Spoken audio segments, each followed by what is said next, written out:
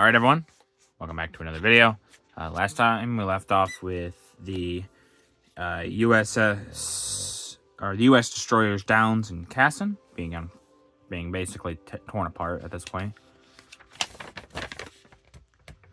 Now on to tragedy in the Crimea, December 1941. Siege of Sevastopol. After capturing Feodosia, the German forces in the Crimea drove eastward and, on November 16th, captured the town of Kerch, thereby compelling the Russian forces to carry out on hazardous withdrawal across the Kerch Straits. Meanwhile, on the west of the Crimea, the enemy had thrown 3 armored and 9 infantry divisions against the defenses of the great Russian naval base of Sevastopol. But the Russian line held firm, and tremendous losses were inflicted upon the attackers. The pictures show parents who have just found the body of their son who was killed in Crimea.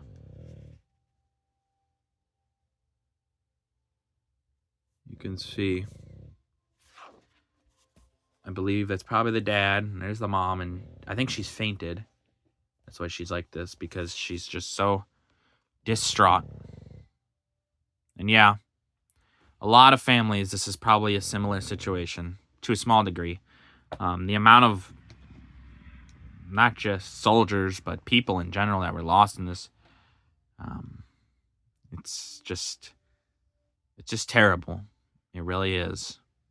The Soviet people, whether they be Russian, whether they be Ukrainian, whether they be Polish, whether they be Estonian, Latvian, I think a lot of them were part of the Soviet Union at this point. Bulgarian. No, not Bulgaria. Which one did I mean? Belarusian. My bad. Not Bulgaria. Belarusian. Yeah. These people suffered horrendously. German reverse near Leningrad. December 8th, 1941. Recapture of Tikhvin. I'm gonna go with that. Although the Germans succeeded in encircling Leningrad, their efforts to take it by storm failed. Nevertheless, during October and November, they pushed slowly eastwards and, on November 29th, captured Tikhvin, 100 miles southeast of the city. On December 8th, however, Russian forces under General Merkov re-entered the town after a battle in which more than 7,000 Germans were killed, and much valuable war material was captured intact. The pictures show top German horse and mechanized units in retreat. Yeah, you can see there. I mean, they're moving, but obviously there's nothing to say that this is a retreat, but it probably is, more than likely, a retreat. And then below, Russian infantry following up a tank attack. And yeah, that's a lot of this war is tanks moving up, clearing as much as they can, and then infantry following right behind to ensure that it's all fully cleared up. It happened with the Germans, Soviets, basically everyone.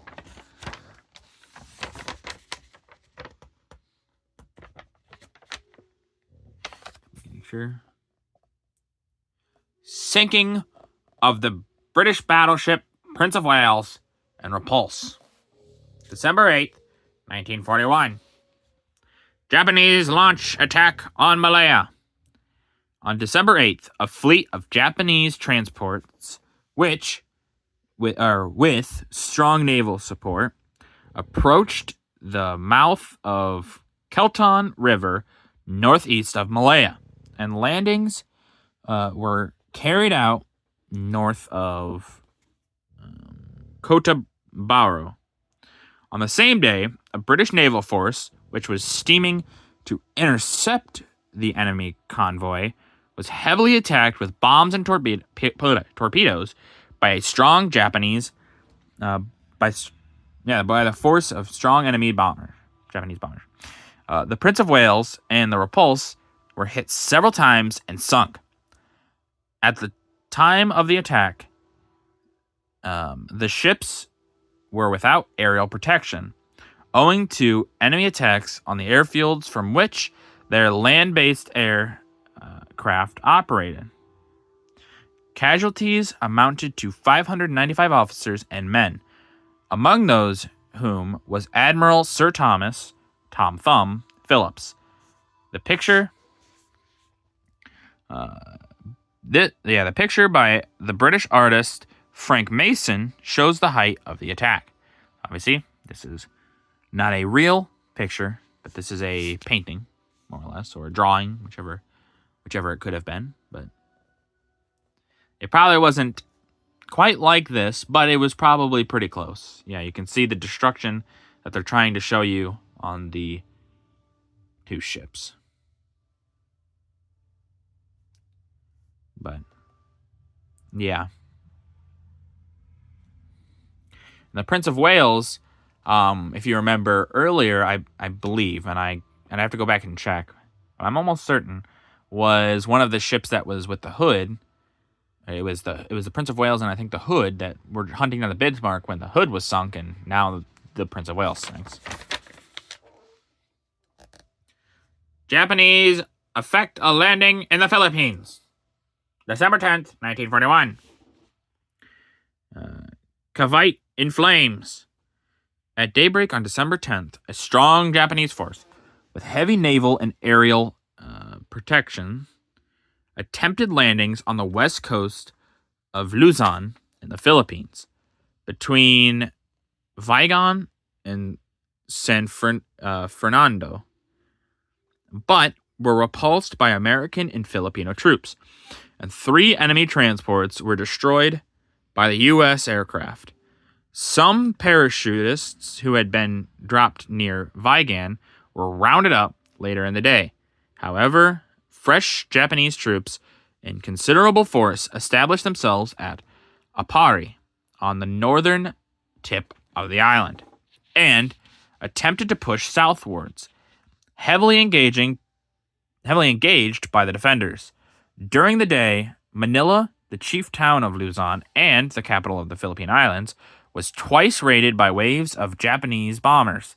Attacks were made on the Nicholas Airfield and Fort William McKinley, and considerable damage was done at the naval base of Cavite on Manila Bay, 8 miles southwest of the capital, where 200 bombs were dropped, killing 30 and injuring 300 persons.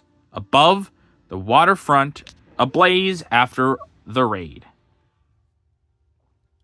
So yeah, the Philippines is attacked. American troops. This is the time when America, right before this, America, I think, was going to hand off control to the Philippines because we had taken control of it in the